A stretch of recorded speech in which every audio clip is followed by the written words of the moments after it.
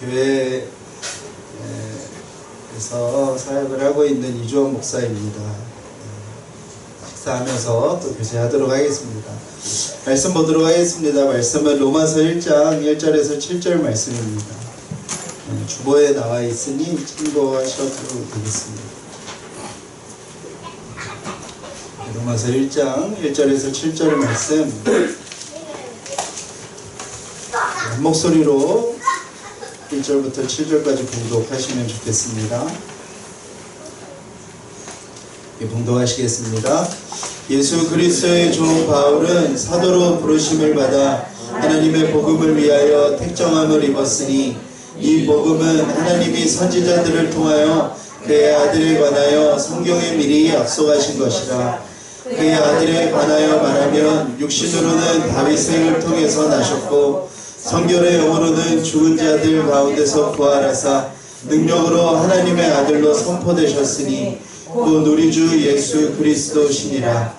그로 말미암아 우리가 은혜의 사도 직분을 받아 그의 이름을 위하여 모든 이방인 중에서 믿어 순종하게 하나니 너희도 그들 중에서 예수 그리스도의 것으로 부르심을 받은 자니라.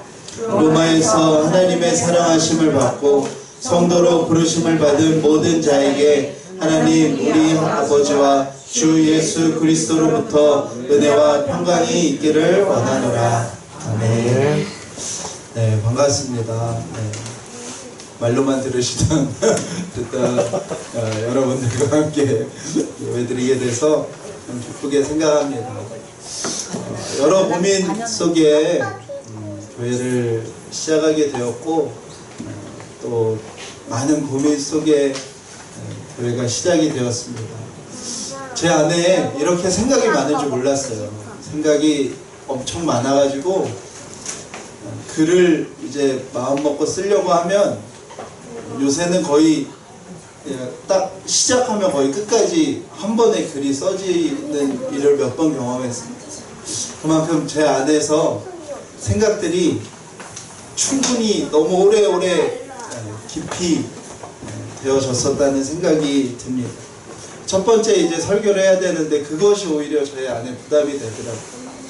하고 싶은 얘기 너무 많고 해야 될 얘기도 너무 많을 것 같은데 첫 번째 설교를 어떻게 해야 될까 이렇게 기도하는데 주님이 그냥 처음부터 말씀 강해를 했으면 좋겠다는 마음을 주셨습니다. 그래서 또 어떤 말씀을 가지고 할까 하다가 로마서 말씀을 우리가 교회를 시작하는 그 시작부터 우리가 믿는 바가 무엇이고 우리의 믿음이 어떤 곳으로 나아가야 하는지에 대해서 우리가 함께 나누면 좋겠다는 마음이 들었습니다. 그래서 오늘부터 로마서가 끝날 때까지 로마서에 대한 말씀을 우리가 함께 나눴으면 좋겠습니다. 저희는 이렇게 진행을 하려고 해요. 예배를 말씀을 나누고요 함께 기도하는 시간을 갖고 오늘 하나님이 우리에게 주셨던 말씀을 적는 시간을 한번 매주 가지려고 합니다. 주보에 보시면 가운데에 우리의 고백이라는 시간이 있습니다. 그래서 시간을 드리면 그것에 주님이 오늘 기도하게 하셨던 것들 마음 주셨던 것들을 함께 적고 식사 시간 때에 여기 앞에 마이크를 하나 둘 거예요. 우리가 당분간 인원이 20명 안쪽이 될 것 같은데 식사를 하시고 좀 한 명씩 자연스럽게 나오셔서 오늘 예배 가운데 주셨던 하나님의 마음들 또 깨닫게 하셨던 것들을 이렇게 한 명도 빠짐없이 이렇게 나누는 시간을 가졌으면 좋겠습니다. 그러기 위해서는 설교도 잘 들으셔야겠죠. 네, 그런 시간을 가지려고 합니다. 네, 로마서는 복음의 핵심이고 복음의 정상이라고 말하는 책입니다. 한국교회가 부끄러워진 이유는 다른 것이 아니라 복음을 파편적으로 이해하고 있기 때문에 그렇습니다. 내가 듣고 싶은 부분만, 내가 원하는 부분만 듣는 그런 부분적인 복음에 대한 이해가 믿음의 삶 전체를 왜곡시킨 것이죠. 그래서 우리는 로마서를 처음부터 끝까지 함께 살펴보면서 도대체 믿는다는 게 무엇인지, 그리고 믿는 자는 어떻게 살아가야 하는 것인지에 대해서 우리가 함께 말씀을 나누었으면 좋겠습니다. 로마서는 누가 기록을 했냐면 사도 바울이라는 사람이 기록을 하였습니다. 사도 바울은 신약 성경의 대부분의 책을 기록한 매우 중요한 인물인데요. 사도 바울은 원래 예수님을 믿던 사람들을 박해하던 사람이었는데 그가 예수님을 만나고 나서 예수님을 전하는 선교사로, 사도로 부르심을 받은 사람입니다.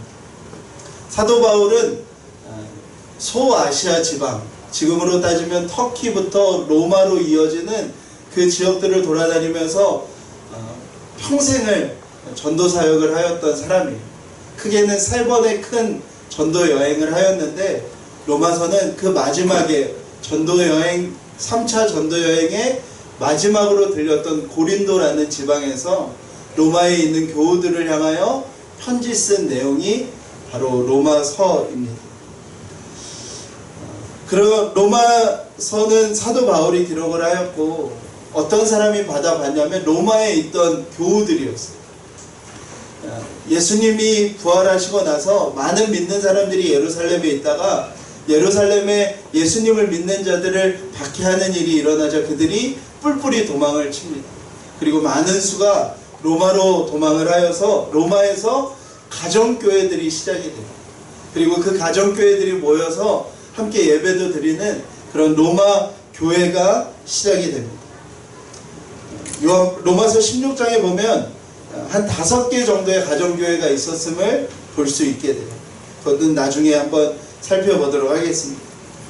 로마 교회는 어떤 일이 있었냐면요, 함께 그렇게 복음을 믿고 유대인 출신의 그리스도인들이 지도자로서 이방인, 유대인이 아닌 사람들 중에 예수님을 믿게 된 사람들과 함께 신앙생활을 했었습니다.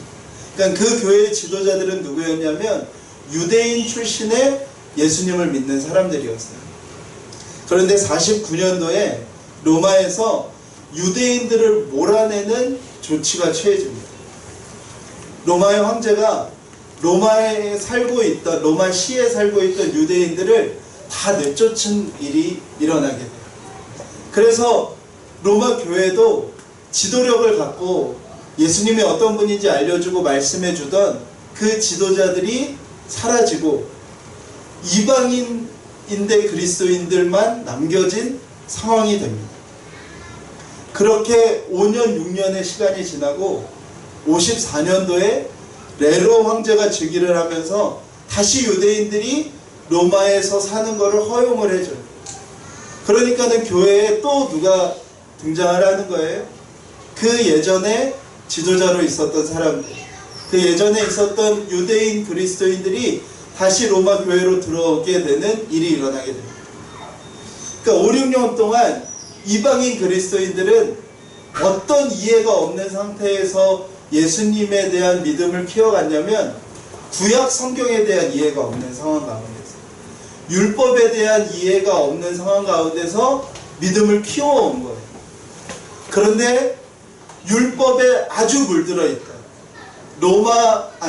구약 유대교에 아주 깊이 물들어 있던 그 유대인 출신의 그리스도인들이 다시 교회로 들어오면서 큰 갈등이 일어나게 됩니다. 로마서 14장에 아주 중요하게 매우 길게 기록되는 게 음식 문제인데요. 그런 갈등이 일어나는 거예요. 유대인으로서는 먹으면 안 되는 음식을 이 로마 사람들이 아무렇지도 않게 먹는 걸 보고 이 사람들은 놀라는 거예요. 근데 사실은 그리스도 예수는 율법을 완성하신 분이신 믿음의 고백을 우리가 하는 건데 유대인 그리스도인들이 그거에 대한 믿음이 분명치 않기 때문에 그거에 대하여 자꾸 문제 제기를 하는 겁니다. 지금으로 따지면 예배 끝나고 돼지고기를 먹는 거예요. 구약 성경에서는 돼지고기를 못 먹게 되어 있거든요.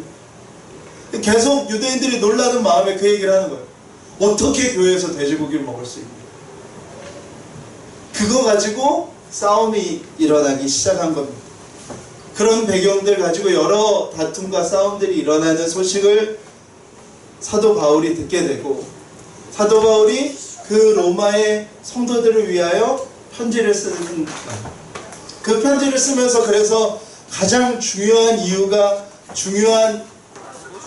꼭 설명해 줘야 되는 게 뭐가 되겠어요? 예수 그리스도께서 어떻게 율법을 완성하셨는지에 대한 이야기를 해주는 게 중요한 이야기가 돼요. 예수 그리스도께서 구약의 여러 율법과 구약의 말씀들을 예수 그리스도가 어떻게 완성하셨는지를 설명해 주는 게 로마서의 되게 중요한 말씀이 되는 것입니다. 그래서 성령님께 지혜를 얻어서 그 부분에 대한 편지를 쓰는 거예요. 왜 예수 그리스도께서 구약을 완성하신 그리스도가 되셨는지, 왜 예수 그리스도께서 율법을 완성하신 메시아가 되셨는지에 대해서 설명을 해주는 거예요. 그리고 나서 12장 이후에 그 예수 그리스도를 마음에 모신 사람들은 이제 어떻게 살아야 하는지에 대한 말씀을 하는 것입니다. 로마서 전체에 대해서는 여러 번 계속 말씀을 드릴게요. 이해가 안 되셔도 그냥 그런가 보다 하고 넘어가셔도 오늘은 충분하겠습니다. 오늘은 사도 바울이 로마서를 기록하면서 처음에 기록한 단어들을 좀 살펴보려고 해요. 1장 1절을 보면 예수 그리스도의 종 바울이라고 자기를 소개합니다.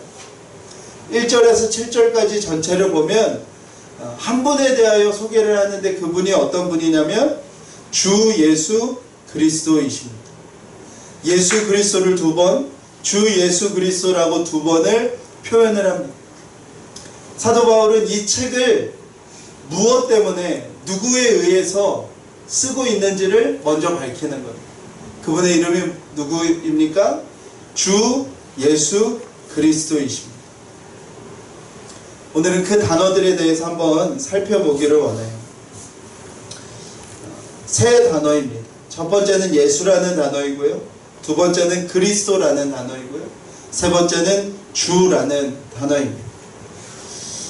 아마도 꽤 긴 기간 동안 로마서에 대해서 강의를 할 텐데 우리가 로마서 강의를 끝나고 제가 설교를 잘했으면 우리 가운데 어떤 일이 일어나야 되냐면 주 예수 그리스도가 누구인지를 아는 거예요. 그리고 주 예수 그리스도를 내가 믿게 되는 일이 일어나는 것입니다. 사도 바울은 그 목적을 위하여 주 예수 그리스도를 이야기하고 있어요. 첫 번째로 사도 바울은 예수에 대하여 얘기합니다. 예수라는 이름을 직접적으로 언급하는 이유는 다른 이유가 아니라 로마서가 기록된 데가 55년에서 57년, 그러니까 54년에 유대인 그리스도인들이 다시 로마 교회에 들어가게 되고 55년에서 57년 정도의 로마서가 기록이 되었는데요. 예수님이 죽으신 지 불과 20년 후입니다. 그러니까 우리가 받아들이는 거랑 그 로마 교회의 성도들이 받아들이는 예수에 대한 단어의 의미가 완전히 다른 거죠. 우리는 예수하면 그냥 위인 중에 한 명, 주위에 많은 사람들이 믿는 어떤 종교 대상자 중에 한 명이라고 생각하지만 이 로마서를 받아본 사람들에게 예수는 누구냐면 불과 몇 년 전에 이스라엘 땅에서 로마를 향한 반역죄로 십자가에 처형된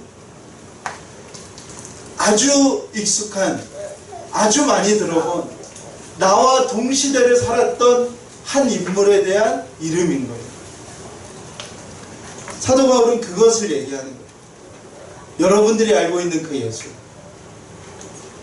여러분들이 한번 봤을 수도 있는 그 예수, 여러분들의 가족이나 여러분들의 친척 중에 한 명이 그 말씀을 들으려고 그 언덕 위에서 갈릴리 바다에서 그 말씀과 가르침을 들었던 그 예수를 상기시키고 있는 것입니다.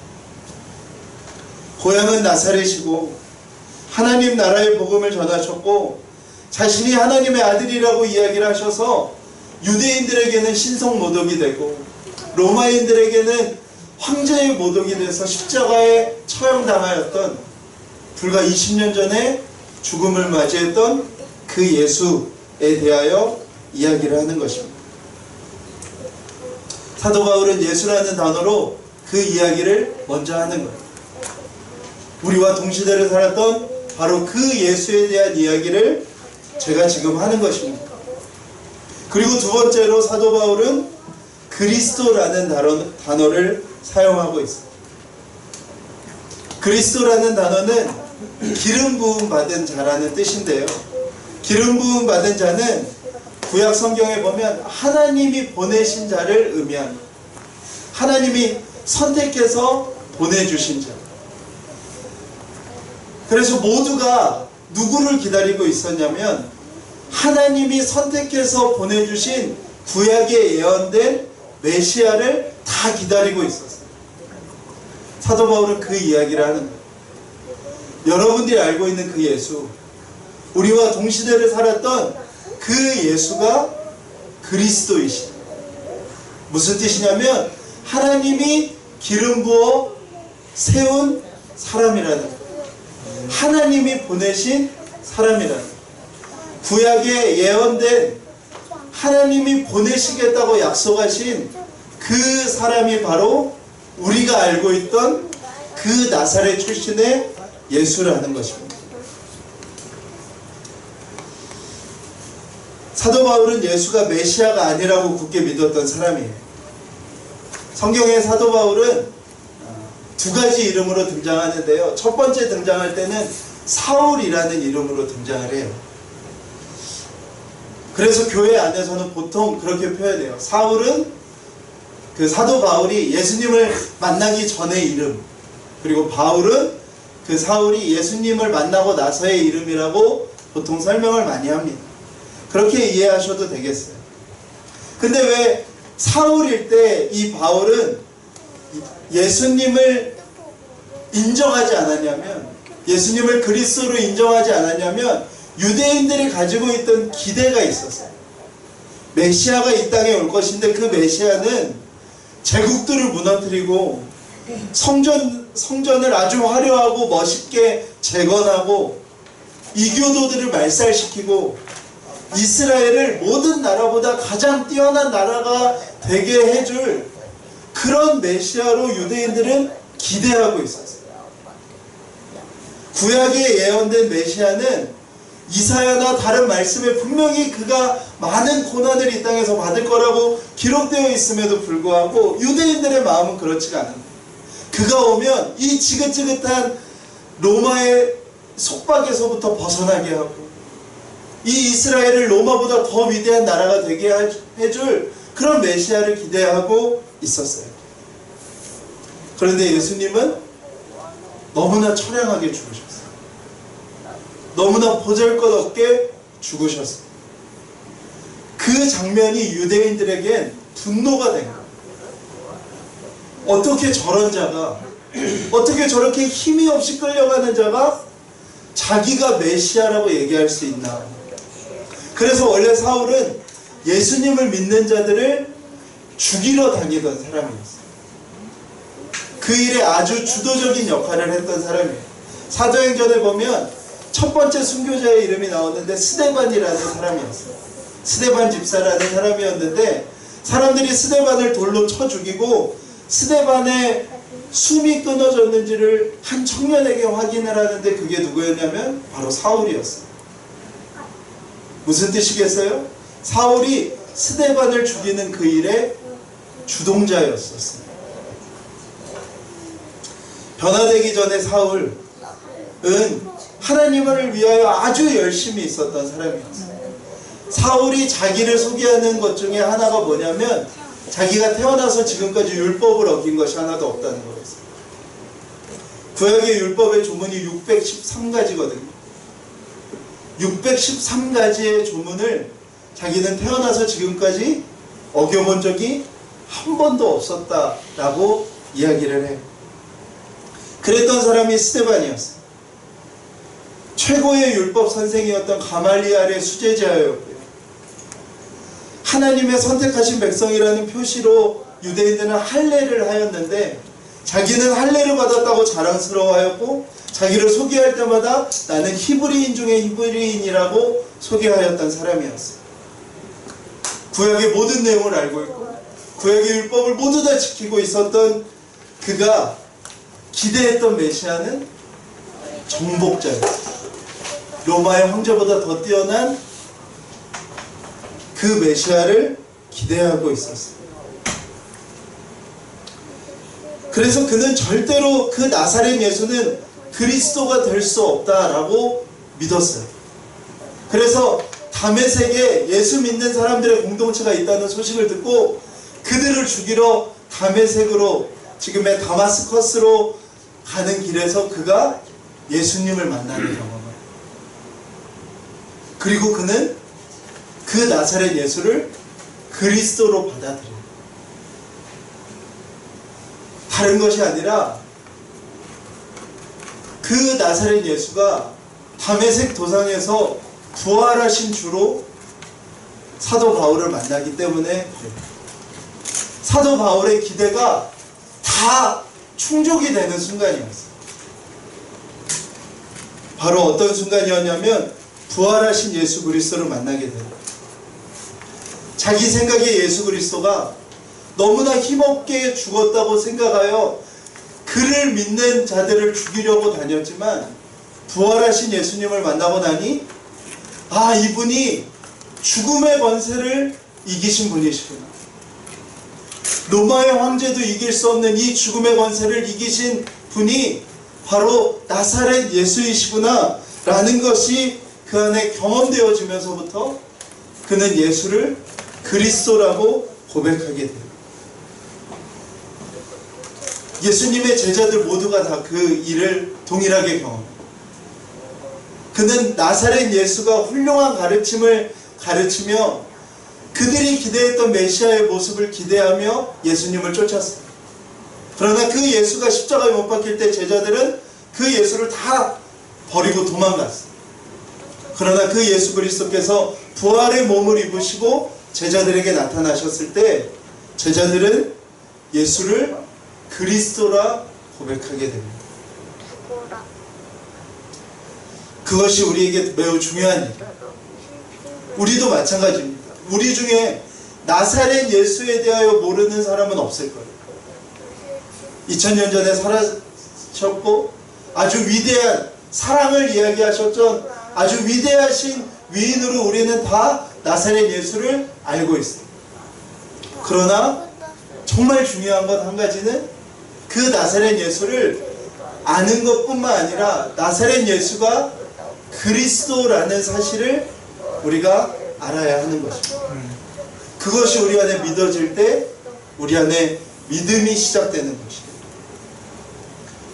저와 여러분을 구원하시기 위해서 하나님께서 구약에 약속하신 유일하신 길이요 진리요 생명이신 분이 바로 그 나사렛 예수시라는 것을 믿는 것이 우리가 믿는 것입니다. 마지막으로 주라는 단어를 사용하였습니다. 이 주라는 단어는 헬라어로는 큐리오스라는 단어예요. 이 단어만큼은 좀 기억을 하셨으면 좋겠어요. 아마 여러 번 나올 것 같아요. 주라는 단어는 쓰기 어려운 단어였어요. 그 시대에. 왜요? 그 말을 쓸 수 있는 대상이 정해져 있었어요. 큐리오스라고 부를 수 있는 유일한 대상이 정해져 있었어요. 누구냐면 바로 로마의 황제였어요. 로마의 황제 외에는 이 단어를 사용할 수 없는 단어였어요. 그런데 사도 바울은 지금 무엇을 고백하는 거예요? 예수 그리스도께서 나의 주시라는 것을 고백하는 거예요. 또 이 단어는 유대인들 사이에서도 쓸 수 없는 말이었어요. 왜냐하면 구약 성경은 히브리어라는 유대인들의 말로 쓰여져 있는데 그 말을 그리스 말 헬라어로 번역하면서 하나님이라는 단어를 무엇으로 번역할까 하다가 사람들은 그걸 야훼라는 하나님의 이름을 큐리오스라는 단어로 번역을 했어요. 그러니까 유대인들에게 이 단어는 뭐냐면 하나님을 지칭하는 거예요. 근데 그 말을 예수 그리스도의 이름 앞에 사도 바울이 사용하고 있는 거예요. 하나님이시자 로마 황제가 아닌 나의 임금인 예수 그리스도라는 고백을 사도 바울이 하고 있는 것입니다. 우리가 그 로마 시대에 정복과 전쟁이 어떻게 되었는지를 좀 이해할 필요가 있어요. 이제 나중에 차차 이해가 되어지겠지만 유대인들에게는 제국이 계속 바뀌었어요. 바벨론 제국, 아수르 제국, 바벨론 제국, 페르시아 제국, 헬라 제국, 로마 제국 이러면서 제국들이 계속 바뀌었는데 그 제국들이 바뀌는 과정들이 오랜 전쟁을 통해서 바뀌는 게 아니었어요. 헬라 제국이 있다가 로마 제국으로 바뀔 때는 로마가 갑자기 급부상을 해요. 그러면은 그 로마가 급부상을 하는 걸 보고 유대 민족 같은 그 소수 민족들이 그냥 알아서 굴복하는 거예요. 로마 군대가 칼과 창을 가지고 유대 민족이 사는 곳으로 와요. 그러면 전쟁을 하는 민족은 거의 없어요. 다 어떻게 하는 거냐면 총과 칼과 창을 든 그들 앞에 우리는 지금부터 로마 황제를 섬기겠습니다. 그러면은 그 땅은 로마 땅이 되는 거예요. 우리 민족은 이제부터 우리 민족의 주는, 우리 민족의 임금은 로마 황제입니다 하면은 로마 황제가 되는 거예요. 사도 바울은 그런 의미로 얘기하고 있는 거예요. 내가 사는 땅도 똑같아요. 내가 사는 집도 똑같아요. 내가 만나는 사람도 똑같아요. 그러나 예수 그리스도가 나를 이제 정복하셨습니다. 예수 그리스도가 내가 살고 있는 집에, 내가 살고 있는 관계에, 내가 살고 있는 이 터전에 정복자로 오셨습니다. 예수 그리스도가 나의 임금이십니다 라고 고백하는 것이 주라는 단어예요. 그래서 오늘 사도 바울이 편지를 기록하면서 가장 먼저에 주 예수 그리스도의 이름을 기록하고 있는 것입니다. 사랑하는 여러분, 처음 들으신 분은 이게 좀 어려울 수도, 또 기존의 교회에서 생활하셨던 분들은 너무나 익숙한 이야기일 수도 있는 이야기이지만 가장 중요한 이야기, 이것이 저와 여러분이 믿는 바인 것입니다. 할렐루야. 우리가 믿는 것이 무엇이냐면 주 예수 그리스도이신 것. 2000년 전에 나사렛 예수가 구약을 통해 예언된 하나님의 유일하신 길이요 진리요 생명이시고 그 예수 그리스도가 우리의 정복자가 되어주셨다. 우리는 여전히 이 땅을 살아가고, 우리는 여전히 어그러지고 망가진 이 땅을 살아가고, 우리는 바뀌는 게 하나도 없지만 그 나사렛 예수가 하나님이 보내신 메시아인 것을 믿는 순간 그 예수 그리스도가 우리의 주가 되셨다는 것을 믿는 것이 우리가 믿는 것입니다.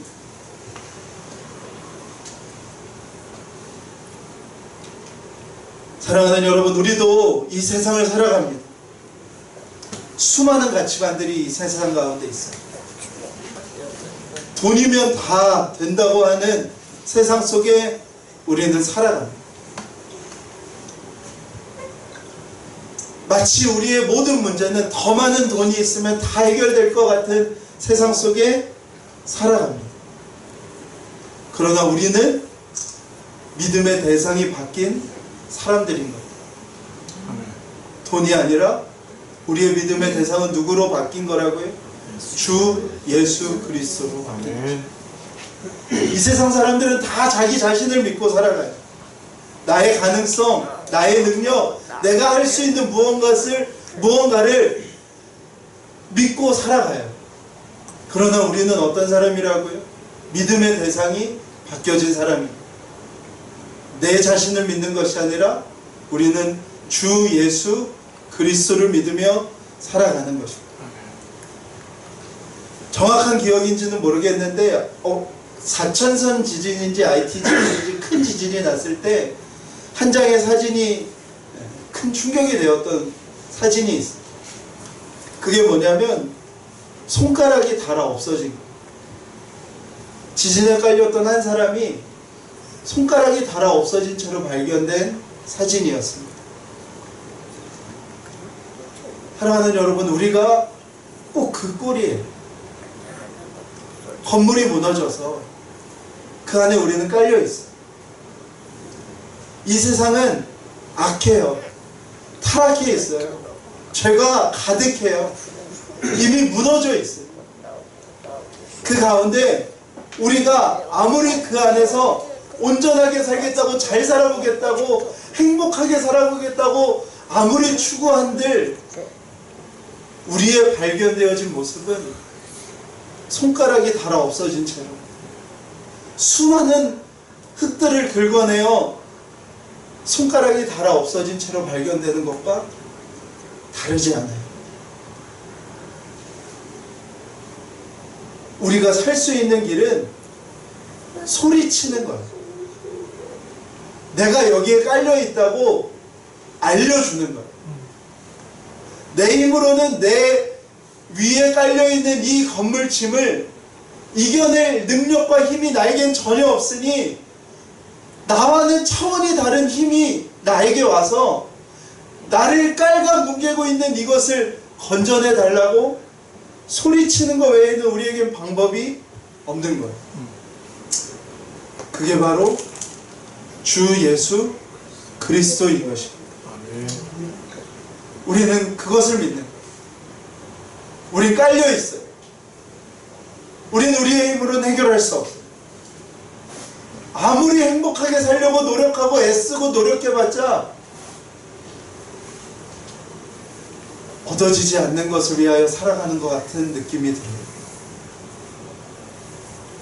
우리는 그때 외칠 게 있는 사람인 거예요. 주 예수 그리스도인 것입니다. 제가 16년 동안 어느덧 신학생부터 시작해서 교회 안에서 살았어요. 그리고 2달 전에 교회를 스스로 그만뒀어요. 이상하게 들릴 소리이겠지만 저는 사역하고 나서 실패를 경험한 적이 한 번도 없었어요. 사역을 맡고 정말 부서도 다 잘 됐고요.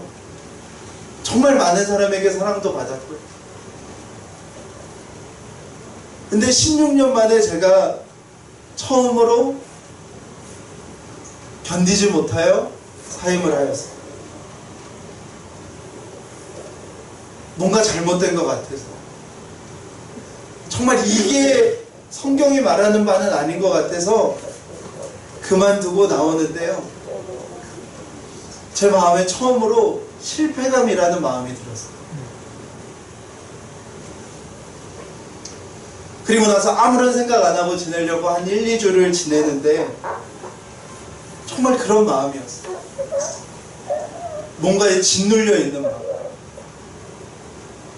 내가 한다고 뭐가 다를까? 정말 다른 교회가 세워질 수 있는 걸까?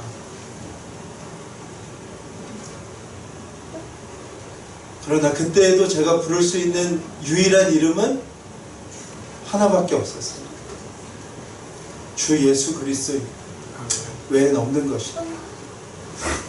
그것이 저로부터 시작된 거라면 다 망할 거겠지만 주 예수 그리스도께서 세워나가시는 것이라면 주님이 이루시는 것을 보고 경험하는 것이 우리의 삶인 것입니다.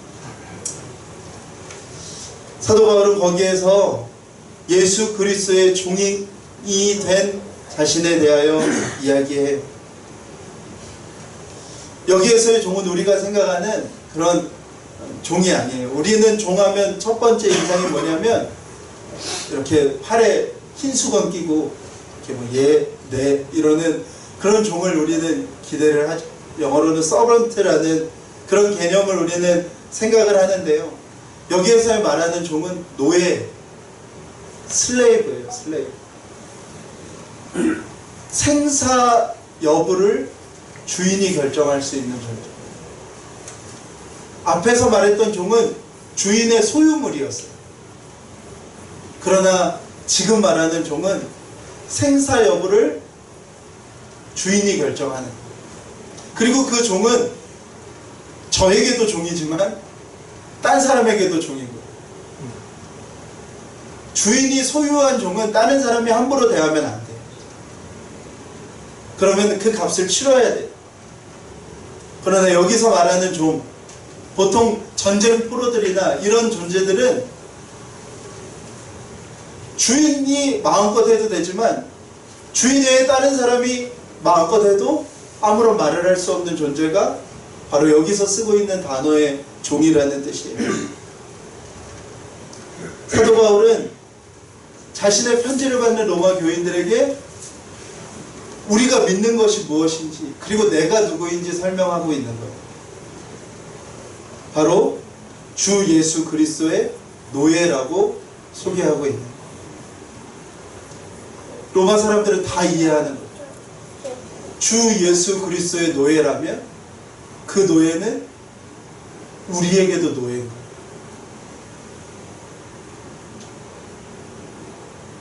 주 예수 그리스도의 그 천한 노예라면 그 노예는 편지를 받는 우리에게도 노예라는 뜻의 단어를 쓰고 있는 거예요.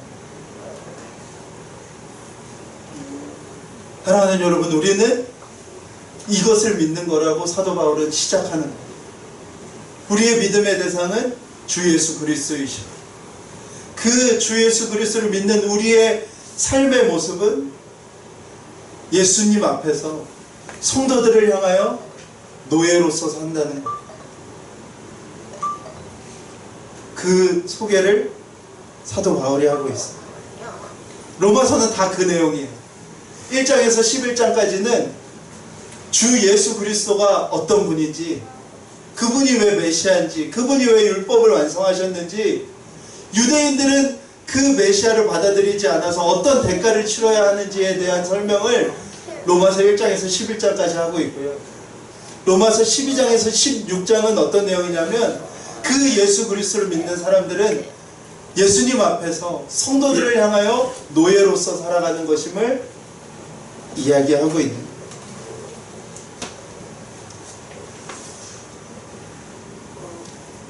유대인과 이방인의 문화에 대한 차이 때문에, 편견 때문에, 내가 생각하는 방식들 때문에 싸움이 일어날 때 사도 바울은 로마서를 통해서 우리가 믿는 것이 무엇인지, 믿는 자의 삶은 어떤 것인지 로마서를 통해 이야기하고 있는 것입니다. 사랑하는 여러분, 우리가 가칭이지만 부끄럽지 않은 교회라는 이름으로 모임을 시작합니다. 이 두 가지가 우리에게 이루어지면 주의 교회는 부끄러울 수 없는 교회인 것이 성경이 말하고 있는 바. 우리가 정말 주 예수 그리스도를 믿는다면, 주 예수 그리스도를 믿는 것으로 인하여 우리가 옆에 있는 사람의 노예가 되어줄 수 있다면,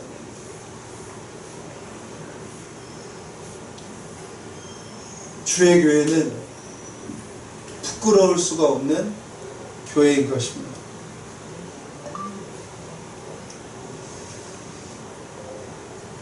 우리가 그 은혜를 경험하는 교회가 되었으면 좋겠습니다. 아멘. 그것을 경험하는 교회가 세워지는 그 영광을 우리가 함께 보았으면 좋겠습니다. 아멘. 내가 내 삶의 구원자가 아니라 나의 노력과 나의 성실과 내가 배우고 익혀왔던 것이 내 삶의 구원이 아니라 주 예수 그리스도께서 나의 유일한 구원자임을 믿는 것. 주 예수 그리스도의 노예가 되어 누구 앞에서도 노예로 살아가는 것이 기쁨의 이유가 되는 것. 남을 나보다 낮게 여기고, 정말로 이 세상에 어떤 사람도 나보다 더 큰 죄인이 없음을 믿으면서 살아가는 것. 내 기준으로 사람을 판단하는 것이 아니라 뒤에 보면은 사도 바울이 이 이야기를 해요. 우리의 기준은 그 사람이 실족하지 않게 하는 것이 우리의 기준입니다. 그게 우리가 노예로서 살아가는 것. 오직 주 예수 그리스도를 통한 그 하나님 나라의 완성을 위하여 우리가 무엇을 믿고 어떻게 살아가야 하는지를 우리 교회를 통하여서 우리가 알아가는 은혜가 있기를 축복합니다. 우리 함께 찬양하고 기도하였으면 좋겠습니다.